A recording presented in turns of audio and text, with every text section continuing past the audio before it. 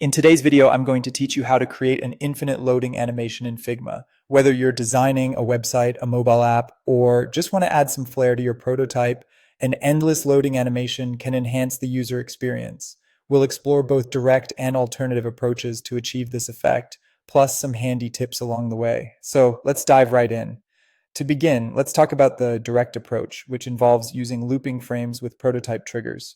The idea here is to build a small sequence of frames that show the loading indicator in different states. Imagine a spinner that changes slightly each time, like a clock ticking. You'll create separate frames for this, perhaps naming them loading 1, loading 2, and loading 3, where each frame represents the next state of the animation. Next, switch over to prototype mode in Figma. This is where the magic happens. You'll want to connect each frame so that it auto-navigates to the next one after a brief delay. And think about 100 to 200 milliseconds for each transition. Use the after delay trigger to set these connections. When you reach the last frame, make sure to loop back to the first frame with the same setup. This way, your animation will cycle endlessly.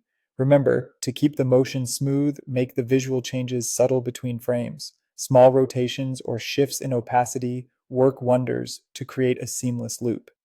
Now, if you're interested in an alternative method, you can use an animated component with Smart Animate. Start by creating your spinner or loading symbol as a component. Then configure different states as variants within this component. Set up prototype connections between these variants, again using after delay triggers so it transitions automatically. The Smart Animate feature in Figma will handle the transition between states, giving you that smooth looping effect you're after. What's great about Smart Animate is its ability to interpolate between states, creating a fluid animation without much hassle. Just make sure the transition durations are consistent throughout to keep things looking smooth. Lastly, there's another variation you might find useful, the rotate in place infinite loop. For this method, place a shape or group of shapes to act as your spinner. Convert this element into a component and create several rotation states. Consider angles like 0 degrees, 90 degrees, 180 degrees, and 270 degrees for these states.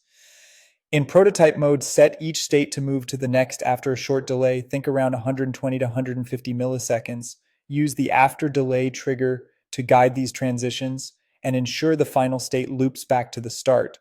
This technique replicates the effect of continuous spinning without complicated animation curves. And there you have it. If this video was helpful, don't forget to hit like and subscribe to my channel. Thank you so much for watching, and I hope you find the infinite loading animation technique just as exciting to implement as I do.